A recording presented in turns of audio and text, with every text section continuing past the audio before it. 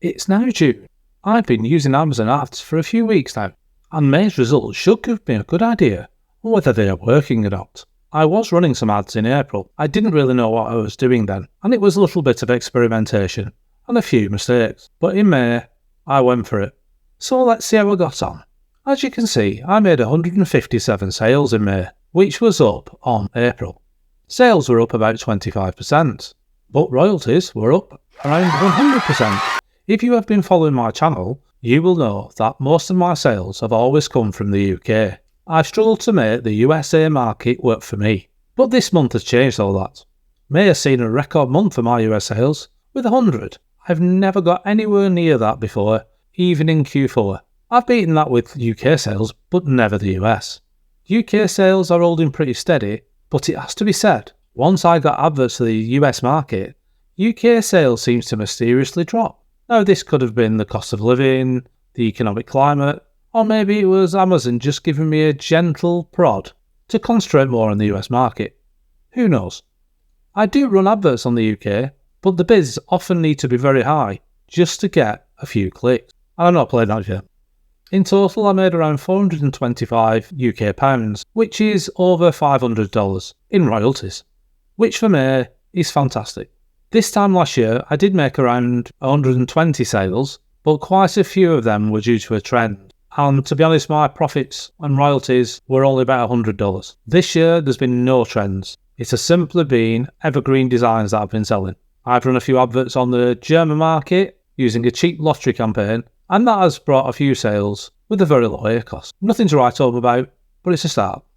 Average royalty for each sale was around the $3.80 mark. If I show my advertising account, you can see that my two main campaigns that I've actually done something on have made 63 sales in total, out of the 157 total sales, give or take returns, which is pretty good. This month has also been the first month where I've priced everything at a minimum of $19.99 in the US market.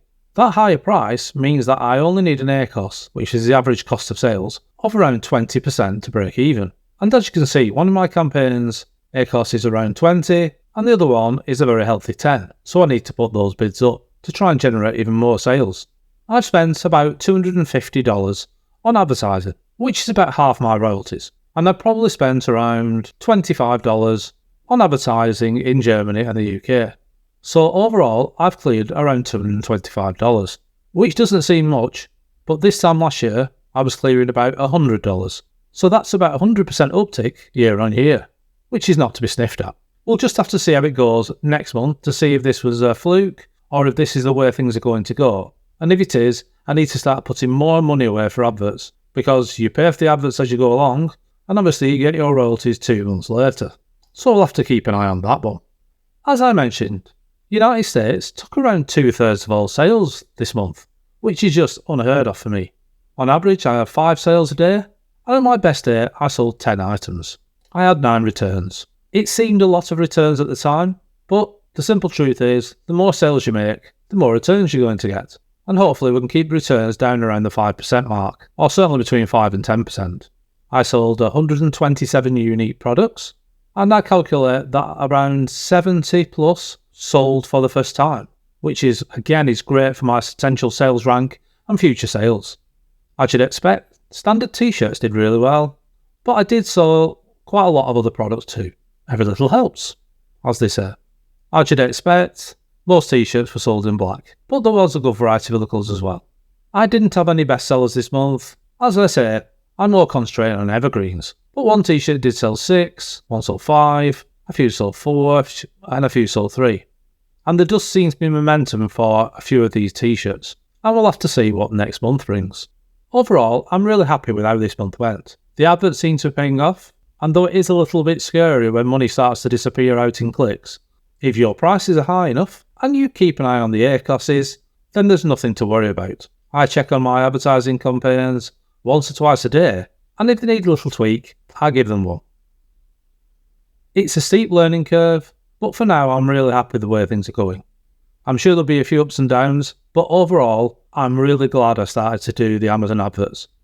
And I'm really grateful for the information provided on Cameron Scott's Merch Jar channel. I don't use his software because I don't make enough sales, but his advice on lottery campaigns has been very helpful indeed. So thanks a lot, mate. I'd be very interested to know how any of you have got on with adverts, whether you've started recently, whether you've been doing it for a while, and if you've got any tips and tricks for the first few months of doing this. Let me know how you got on in May in the comments below. Well, that's it for this video, and I'll see you next time. Bye!